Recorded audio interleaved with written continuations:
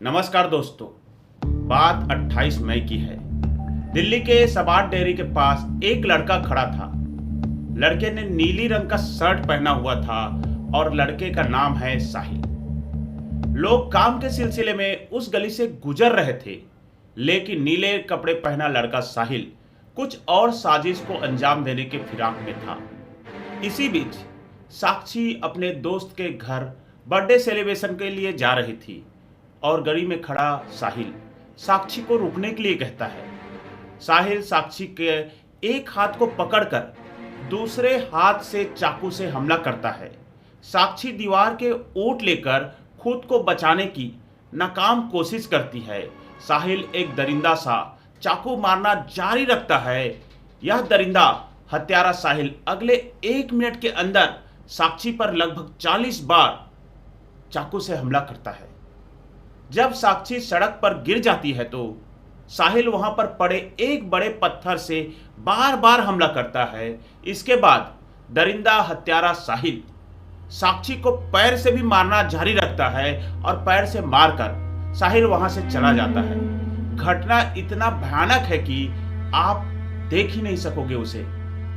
इस दौरान वहां से कम 17 लोग गुजरते हैं। इनमें से कुछ महिलाएं भी हैं, लेकिन इनमें से कोई भी उस लड़की को बचाने की कोशिश नहीं करता। शुरुआत में एक लड़का बचाने की कोशिश करता है, लेकिन बाद में वह भी वहां से चला जाता है। करीब आधा घंटे तक साक्षी का शव सड़क पर पड़ा रहा। दोस्तों, कुछ पोस्ट मैंने सोशल मीडिया पर देखे जिनमें लिखा हुआ था कि अब दिल्ली दिल वालों का शहर नहीं रह गया है।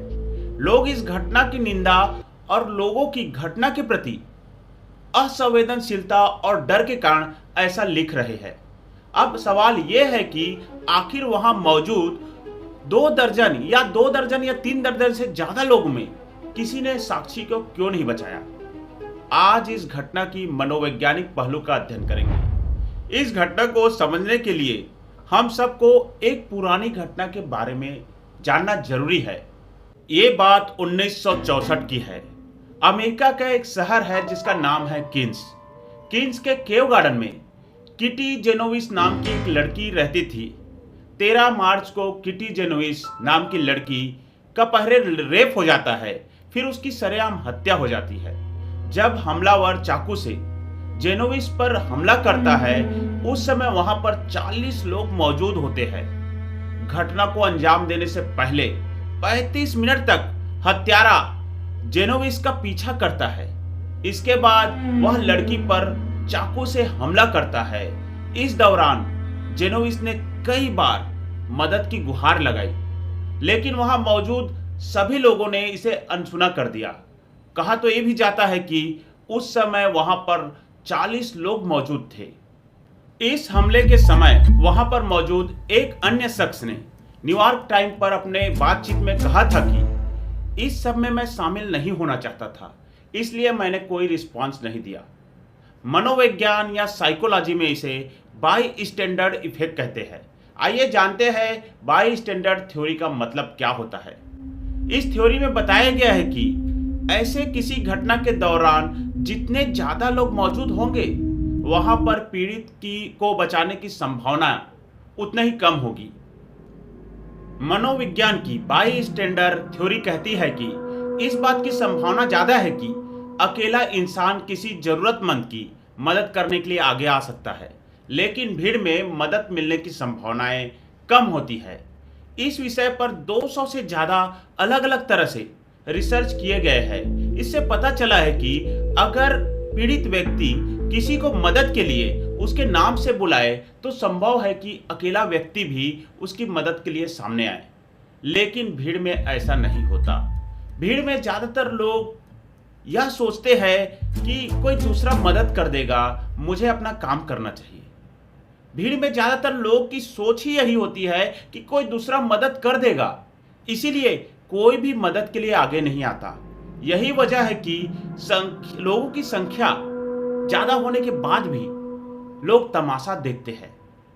लोगों की मानसिकता होती है कि लोग दूसरे के मामलों में फंसने से बचना चाहते हैं और बुज़दिल की तरह खड़े रहते हैं। पूरे देश में दिल्ली के लोगों को लताड़ लगाई जा रही है कि वो वारदात को एक बुजदिल की तरह होते देखते रहे और कुछ नहीं किया। लेकिन मनोविज्ञान में इसे एक बीमारी का नाम दिया गया है। इस बीमारी का नाम है गेनोविक सिंड्रोम, यानी डर की बीमारी। इस बीमारी पर कुछ प्रयोग भी किए गए हैं। आइए जानते हैं कि इस बीमारी पर किस प्रकार का प्रयोग किया गया है। इस प्रयोग में कुछ लोगों को एक कमरे में बिठाकर इंतजार करने के लिए बोला गया। कुछ देर बाद उस कमरे में धुआं छोड़ा गया। लोगों को सांस लेने में दिक्कत होने लगी और लोग खांसने लगे। लेकिन सिर्फ 38% लोगों ने इसको लेकर शिकायत की, बाकी सभी लोग शांत हो गए। अब इस प्रयोग को एक अलग तरीके से फिर से दोहराया गया। इस बार इस प्रयोग में लोगों को अकेले अकेले अलग अलग कमरों में रखा गया, फिर उसमें धुआं छोड़ा गया। रिजल्ट हैरान कर देने वाला था। 75% लोगों ने धुआं होने की शिकायत की। मतलब साफ है कि जब इंसान अकेला होता है तो वह हिम्मत जुटाकर पीड़ित की मदद करने पहुंच जाता है, लेकिन भीड़ में कोई भी अपने ऊपर जिम्मेदारी लेना नहीं चाहता। सब दूसरे के मुंह ताकते रहते हैं और मदद के लिए कोई नहीं आएगा। बाईस्टैंडर इफेक्ट इसी को कहते हैं। अब ये सवाल उठता है कि क्या साक्षी को बचाया जा सकता था? क्या इस घटना को रोका जा सकता था? तो जवाब है हाँ, बिल्कुल। बाईस्टैंडर इफेक्ट को कई तरीकों से कम किया जा सकता है। यदि कोई घटना स्थल पर कोई भी, चाहे आदमी हो चाहे औरत, सिर्फ एक बार तेज आवाज में यह कहता कि यह क्या हो रहा है, तुम्हारी हिम्मत कैसे हुई ये करने की, या फिर वहां पर कोई भी आदमी यह कह सकता था कि पुलिस आ रही है, देखो तुम्हारा क्या हाल होता है, या देखो तुम्हारा क्या हाल होगा, फिर अन्य लोग भी इस घटना को रोकने के लिए सामने आते और घटना को रोकी जा सकती थी। अब सवाल यह उठता है कि समाज में ऐसे दरिंदा या हत्यारों को जगह देनी चाहिए या नहीं देनी चाहिए। तो उत्तर यही होगा कि इन लोग के लिए समाज में कोई जगह नहीं है। इनको फांसी नहीं देनी चाहिए, क्योंकि फांसी इनके लिए आसान सजा होगी। इनको जीते जी इनके अंगों को दान करना चाहिए।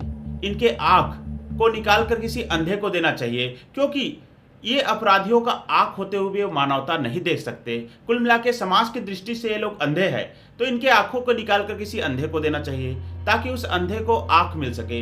इनके अंग को दान करना चाहिए और इनको अंधा बनाकर या अपाहिज बनाकर कुछ दिन रखना चाहिए, ताकि समाज में मौजूद ऐसे मानसिकता वाले लोगों के लिए एक सबक बने।